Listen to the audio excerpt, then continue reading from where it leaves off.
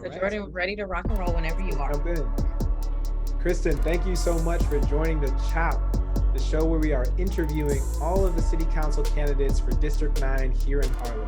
My name is Jordan Stockdale with HireHarlem. And I am his wonderful co-host, Shana Harmongoff. Thank you so much, Kristen, for chopping it up with me and Jordan. We are excited to have you today, and we're just going to rock and roll and get straight into the questions. So we want to know about you, who you are, and just where you came from and all that fun stuff, your story. Yeah, definitely. I want to start by saying thank you for having me on and doing this interview.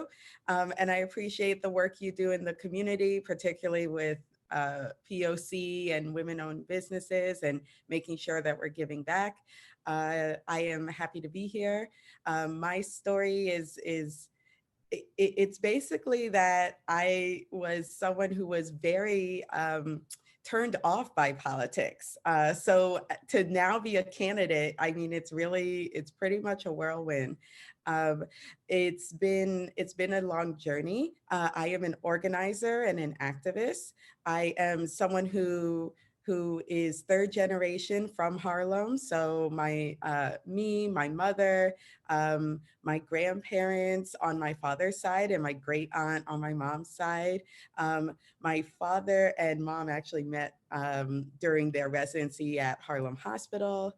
And I unfortunately lost my dad a few months ago, but we still have just a ton of family and family love and history here. And I have so much love for this district and for this community. Um, and I've always been involved, but like I said, turned off of politics. I went to school at Brown University and I did a double major in Black Studies and Literary Arts. But some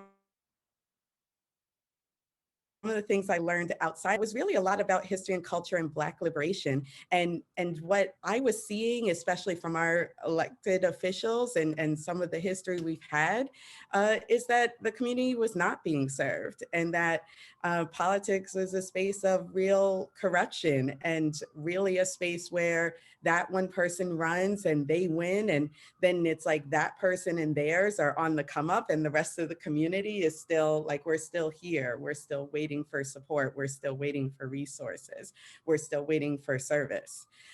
So I actually got very involved in doing food justice work with my church. I attend Salem United Methodist and doing food pantry giveaway and doing a lot of organizing. I founded a Harlem Cot Watch team. I've been very active in Occupy and Black Lives Matter movements. And, you know, I'm 34 years old. If I win, I would be the youngest in history in the seat. And like my generation, I am calling for some radical, drastic changes that are just so needed and so necessary.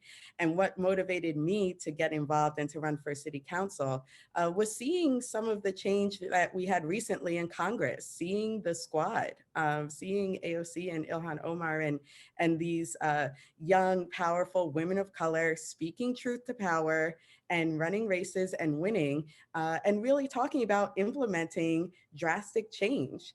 And that's something that's been an inspiration for me and also helped it really click for me that that there is no outside. There is no outside the system, right? We have to disrupt the system. We have to change it. And we have to put those of us who are organizers, who are activists, who do have mind and heart and vision for the people in places and positions of power so we can actually see the change.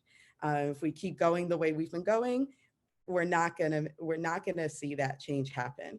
So I felt very motivated, and I actually got into this race in 2019 because I felt motivated and felt called. I am a spiritual person as well, and I know people have different beliefs, and that's totally fine. I identify as Christian Buddhist, and I do feel called to serve. And that was something I felt in 2019. So even though it's very non-conventional and it's very unusual, I got into this race extremely early. Um, and I have been, unlike a lot of other competitors who sort of recently saw a opportunity and hopped in, I have been on what I see as like a larger, longer mission of making change in the community, and being ready to challenge our current incumbent for the seat. Because we need service, and we have to be honest in saying right now our community is not being served. Mm-hmm. It's really powerful. First, I want to say condolences on your father. Thank you. So you talked about a lot of different issues that are really, really important and kind of your very progressive viewpoint. And I'm just wondering concretely, how do we preserve housing for people in Harlem? And how do we ensure that there's affordable housing? How do we do that? Yeah, it's a key question. So I appreciate you bringing it up. I have a Harlem platform. So for those who know Kristin for Harlem, my policies and policy points actually spell out Harlem in an acronym. And the A in Harlem is for actually affordable housing. And then for each of my policy points and areas in the acronym Harlem, I have 11 steps too. So for those who want to hear like super in depth and your kind of policy wonks, you can go to my website, kristinforharlem.com, click on public statements, you'll see my medium, and there's like 11 steps to actually affordable housing in Harlem. And I get into like for you, Jordan, or for others who want that kind of super detail, I get into like the nitty gritty. But big picture, New York right now is a right to shelter city. And I think that is fundamentally problematic. And here's why: because we do not have a homes guarantee, and we should. And we also are funneling a lot of money into a shelter system when we should be working on actually housing people. So I have a big push for housing as a human right, a homes guarantee, and housing the homeless in homes, not just shelters. I also am someone who believes fundamentally in universal rent stabilization, including commercial rent stabilization. So keeping people in their homes and also keeping our businesses in the community. I also think we need to fundamentally reform the ULURP process because it is very much broken, very much developer driven. There is not the collective community input on housing that there needs to be in terms of zonings and rezonings. I do feel there should be a moratorium on any new rezonings and any new developments without a racial impact study. That's something we desperately need in this district because we have seen the effects of gentrification here in District 9. And a lot of our community, including in my own family, I have seen it. A lot of our community has been displaced, and are not people who are from and in Harlem are not able to stay in Harlem or are no longer in Harlem because of the rising cost of rent. And it is not to attack those who may be coming in or moving in. I have always said, I'm third generation Harlem, but if you're not, like, welcome, namaste. It's not to attack those who are coming in, but it is unacceptable for people to come in at the expense of those of us who have been here. It is unacceptable to displace people. It is not okay. And we should fundamentally change it, and we really can. And a lot of times we have this us versus them dynamic that leads to racial tension in the community. And we're not looking at the real source of the issue, which is that we need to properly regulate landlords and developers, and we need to make sure that people who have been here can stay here. Thank you so much for that background and everything. Yeah. So I want to know now, what groups are you excited to work with should you be the next council member? So I am super excited to work with the Black Women's March, who has proudly endorsed me, and I am very excited about that. This is a movement organization of Black women who came, they formed in the George Floyd protest last year. And they have been doing a ton of mutual aid, a ton of service in Harlem and citywide, as well as continuing to lead marches to call for reallocating funds from NYPD and moving those into the community. So I really stand with them on the point of reallocating funds and also on the point of mutual aid and service. I look forward to and have already worked with the Black Chef movement. This is another grassroots organization just serving free food to the community. Like I said before, even before running for office, I was involved in food pantry work. I have been involved in Harlem Community Fridges, a partnership with them, and Black Chef Movement. As recently as just last weekend, we gave out 400 free meals to the community. And so these are things that I'm not city council person yet, but I still am active in doing. And it's just, imagine what we could do if we did have the resources behind these movements, if we did have that, if I did have that position of power, if I did have those discretionary funds, because my platform is really about service. I like to say I'm on a mission to disrupt the district with radical love. And the radical love piece is really about serving the community. I also really want to work and build with schools and school partnerships. I am a teacher for over 10 years. And so I really think it's imperative that we invest in education, that we have arts funding, that we make sure we have curricula that reflects our students. We are in Harlem. We have such a beautiful, rich cultural history, and the students need to be seeing and connecting with that and also seeing themselves. So I have partnerships with schools, and I would want to continue building and working on those. I also am happy to be endorsed by the Sunrise Movement. That is a group that really focuses on environmental justice, again, citywide, but specifically here in Harlem. I am their only endorsed Manhattan candidate, and I'm proud to be. And the reason that I am excited to work with them is because specifically here in Harlem, we have a lot of effects and a lot of health outcomes that are tied to environment. And sometimes environmental justice gets painted as, oh, well, that's, a white issue or a white thing. But it absolutely is not. We are dealing with entrenched environmental racism in our community, and it has effects on us. The need to retrofit NYCHA and have a Green New Deal for NYCHA would mean that we would address the old housing stock, which is contributing to the higher asthma rates in District 9. So it would directly correlate to us having healthier community. The food justice work is part of that as well. You mentioned policing a few times and safety and the importance of safety in communities led by communities. I'm just wondering if you could talk a little bit more about your platform on the issue of policing, on the issue of gun violence, the issue of safety. Yes, definitely. I think this is one of the most controversial pieces of my platform and my candidacy. The H in Harlem stands for holding police accountable and abolition.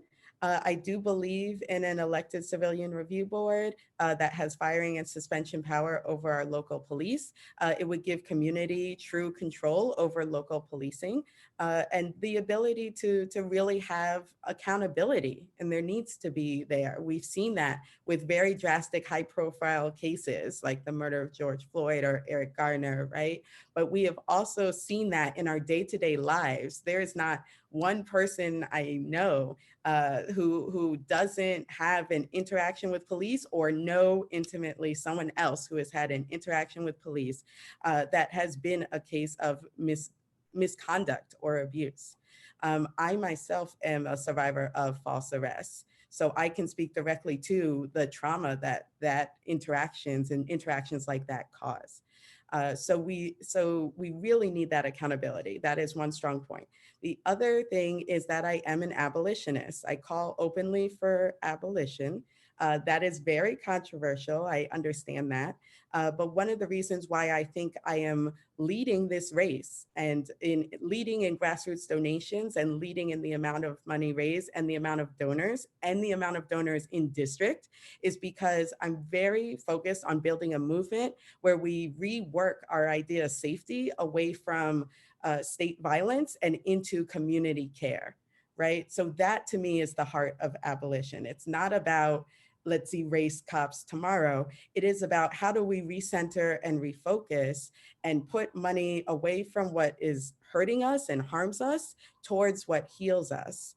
And so for me, safety is having community, having resources, having mental and emotional health services, mental health street teams, having psychologists in the schools, so we can get cops out of schools and instead focus on mental and emotional health, de-escalation.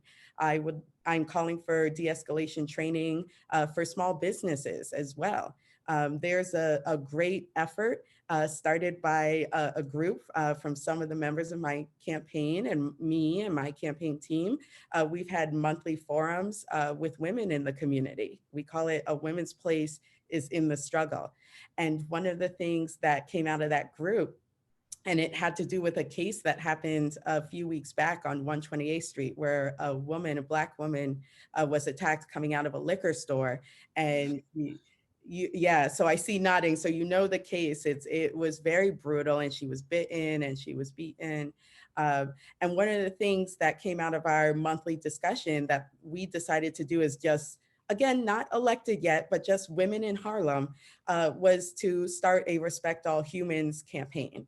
So we have this Respect All Humans sticker campaign, and we've gone around and asked businesses to put up the sticker as sort of claiming to be safe havens and safe spaces, but having that be very much localized to our area here in Central Harlem.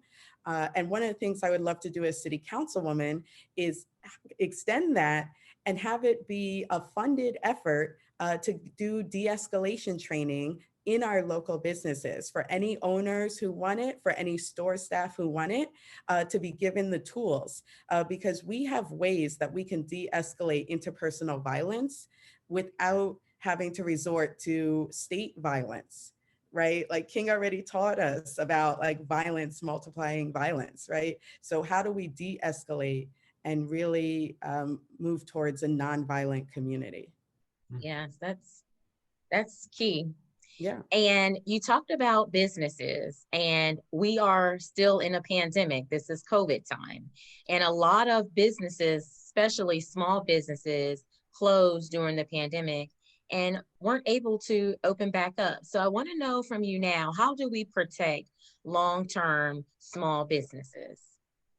Yes, I definitely appreciate that question. I am very disappointed and very frustrated, sad and angry at how many businesses have closed. It's not, it didn't need to happen. It's not necessary, and it's hurtful to the community. It's hurtful to those owners and their families, and it's hurtful to our community all around. I think a lot of that has to do with corruption in our government on a national level, and they're not being the relief of soon enough or fast enough, and they're not being relieved specifically for our small businesses. I mean, we have corporations getting huge tax breaks and huge payouts, but then the local mom and pops are closing.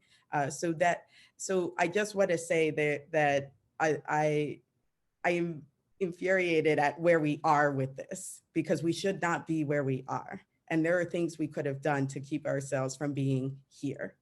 That being said, I do have several ideas for how we get from where we are now to a better, more sustainable Harlem, more local businesses. I am calling for grants for local and Black-owned businesses, specifically Black-owned businesses, because there is such a huge disparity.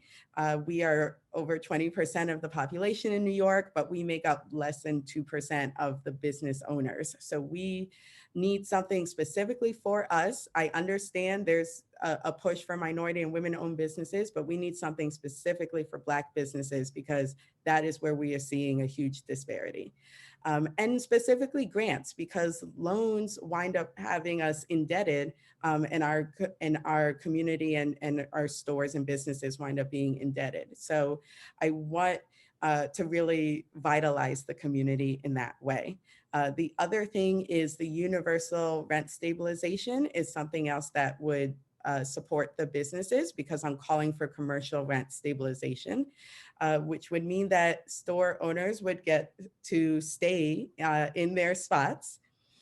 Something else that I am pushing for is a land value tax. Now, the idea behind the land value tax is that we would tax vacant properties, vacant storefronts. And what that would do is it would be twofold. One, it could generate revenue that we could then use to give grants and support to our local businesses. And two, it would actually incentivize landlords to lower the prices of rent because they would have to pay a land value tax if it was vacant. That's brilliant. I love to hear the concrete policy objectives there. So how do folks get involved in the campaign? So I'm glad you asked. There's lots of ways to support.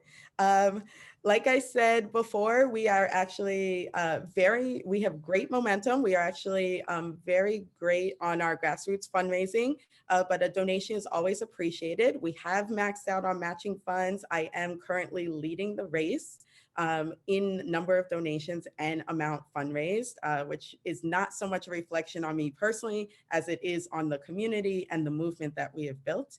But any donation to the cause would be greatly appreciated. We also really could use your time and your talents and your gifts. We are a grassroots campaign. It is a grassroots movement. I have people who have been helping to craft policy. If that's what interests you, please come on board. We have weekly policy team meetings. We're constantly like hashing and reworking the Harlem platform. Not the main points of it. The main points are my values and they're staying, but some of the ideas we're collectively working on. And we also really could use support with our mutual aid and wellness checks. We are doing daily outreach in the community where we're offering COVID resources and mutual aid. That is also promoting the campaign, but also doing the service. So, and it's very connected. So you can get involved. All of that is at KristinForHarlem.com. KRISTIN, 2 eyes, because my eyes are wide open, KristinForHarlem.com. And you could do Kristin for Harlem /donate for gifting and Kristin for Harlem /organize for joining our team with your talents or gifts or time. Thank you so much, Kristin. Now we have something fun. It's called the lightning round, where we ask you fun questions. So I'm going to kick it off, and I want to know if you could have any superpower, what would it be? Freezing time. Why? Why? I know that one well, because time is our most valuable gift. I truly believe that, you know, and if I had the ability to freeze time, it would allow me to do all the beautiful, amazing things that I would like to do, and read all the books I want to read, and like write all the stuff I want to write, and plan all the actions that I want to plan, and, you know, still not miss a beat of participating in other people's actions or going to other people's things, because I could just like freeze time, prep some stuff, unfreeze. It'd be great.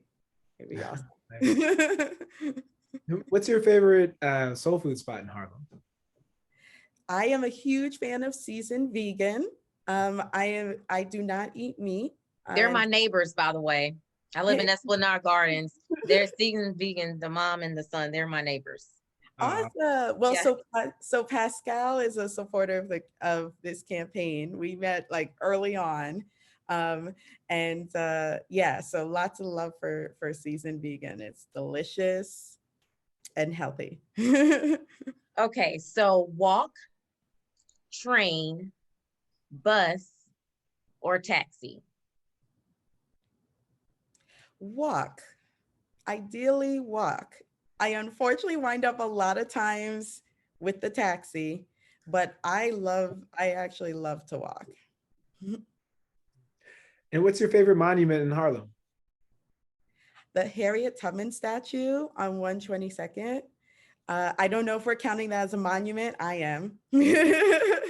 But that statue is just so powerful. It's just full of like Black female magic and freedom fighting. And I love that she has the roots coming out the back. And I love that there's like little faces that's supposed to represent our people. And you know, I'm a fan. It's very well designed. It's a beautiful tribute.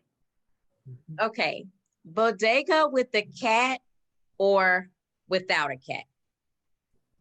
I'm a cat person. Okay. I know people make faces. They're like, the cat is the cat is like walking the stuff. But I'm a cat person. I have a small rescue cat named Squeaky, a little black cat, and you know, I like the cats in the bodegas. Kristin, thank you so much for joining us. We really appreciate hearing your story and your platform, and that you took the time to talk with us today. Yeah, this was so pleasant. This was a nice conversation. So thank you. Thank you for having me on. Thank you so much. All right.